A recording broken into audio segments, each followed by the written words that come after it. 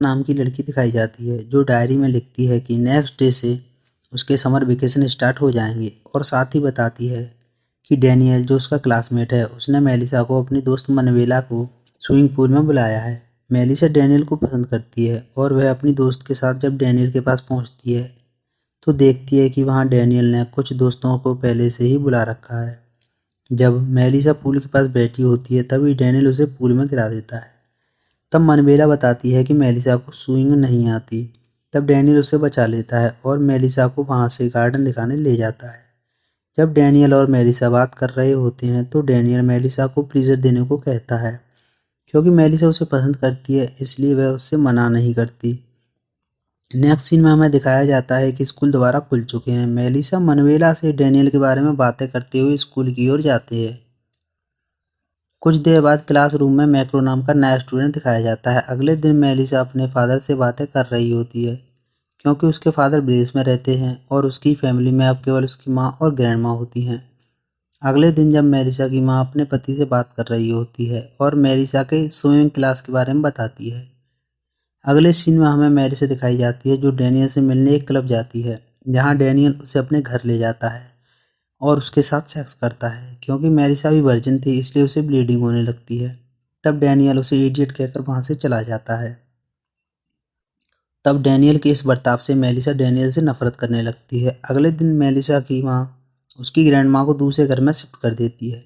क्योंकि मेलिसा की ग्रैंड माँ एक हार्ट पेशेंट थी इसलिए उसकी माँ उन्हें उनकी देखभाल करने के लिए एक दूसरे घर में शिफ्ट कर देती हैं। मगर मेलिसा अपने माँ से इस बर्ताव के कारण उससे नाराज हो जाती है। तब वह अपनी ग्रैंड माँ के साथ कुछ पल बिताती है। जब शाम को मेलिसा अपने घर जाती है तो इसके बारे में अपनी माँ से पूछती है। तब उसकी माँ उसे बताती है कि उसके पिता के कहने पर उसने ऐसा किया। अगले दिन मेलिसा अपनी डायरी में लिखती है कि उसे भी सभी की तरह क्रूर बनना है। इसके बाद मेलिसा मनवेला के साथ रेस्टोरेंट में जाती है जहाँ एक आदमी उसे देखने लगता है तो मेलिसा भी उसे सेड्यूस करने लगती है। इसके बाद भी दोनों वहाँ से वापस आ जाते हैं। कुछ दिन बाद क्रिसमस पर जब उसकी ग्रैंड माँ उसके घर आती है तो मेलिसा को देखकर समझ जाती है कि कुछ तो गलत है। तब उसकी ग्रैंड माँ उसे अकेले में लेकर आकर अपनी शादी से पहले की कहानी सुनाती है जब वह एक जवान हुआ करती थी। जब एक लड़का उसे यूज किया करता था पर वह उसे छोड़कर चला जाता है पर उन्होंने हार नहीं मानी और एक नई शुरुआत की। अगले सीन में जब मेलिसा अपने कंप्यूटर में कुछ कर रही होती है तब उसके पास डैनियल का कॉल आता है जो उसे मिलने बुला रहा होता है और मेलिसा भी उसे हाँ कर देती है। जब मेलिसा वहाँ पहुँचती है तो वहाँ डैनियल के साथ उसका दोस्त भी होता है जो मेलिसा के साथ इंटीमेट होता है।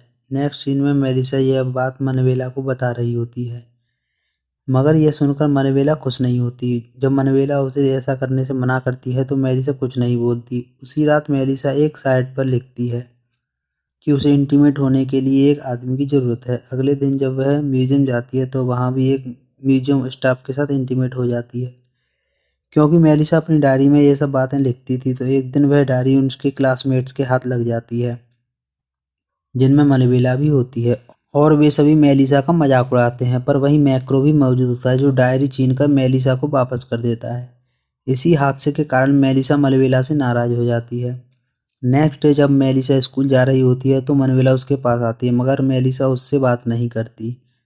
वहीं जब मेलिसा अपने स्कूल के गार्डन में म्यूजिक सुन रही होती है जहां उसे अर्नोल्ड का कॉल आता है तब मैक्रो उसे उसकी जानकारी देता है। तब हमें मेलिसा और अर्नोल्ड के साथ दिखाई देते हैं जहां अर्नोल्डो मेलिसा को बंद बेसमेंट में ले जाता है और उसकी आंखों पर पट्टी बांध देता है। इसके बाद कुछ और लड़के वहां आते हैं और वे सभी मेलिसा के साथ इंटीमेट हो जाते हैं।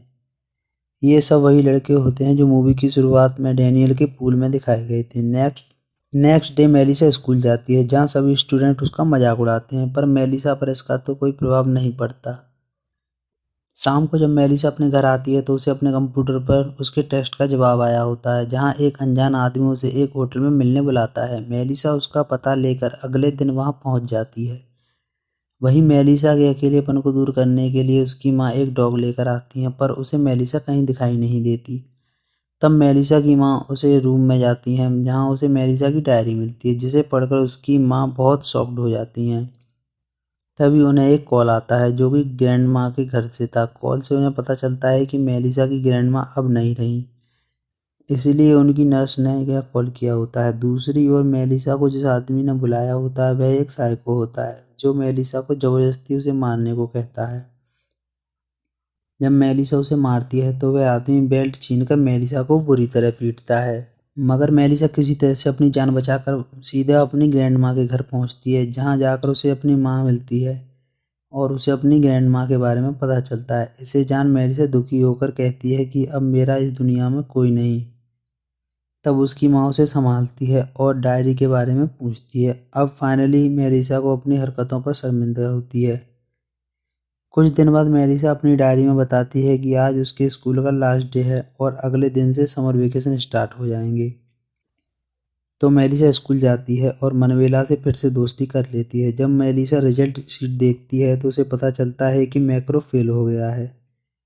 तभी मैक्रो वहां आ जाता है और मेलिसा को दूसरी जगह ले जाकर अपनी ड्राइंग बुक दिखाता है जिसमें उसने मेलिसा की ड्राइंग बनाई होती है। तब मैक्रो बताता है कि वह मेलिसा को पसंद करता है। इसके बाद कुछ पल दोनों एंजॉय करते हैं। तब मैक्रो वहां से चला जाता है। उसके जाने के बाद डैनियल वहां आता है और उसे एक पार्टी में बुलाता है। नेक्स्ट सीन में हमें मेलिसा इसी पार्टी में दिखाई जाती है जहां डैनियल उसे टच करता है, पर इस बार मेलिसा पार्टी से निकलकर पास की ही एक नदी में जाकर कूद जाती है। तब नेक्स्ट सीन में हमें मेलिसा और उसकी माँ उसकी ग्रैंड माँ के फ्यूनरल पर दिखाई देते हैं और वह एक दूसरे को हग करते हैं।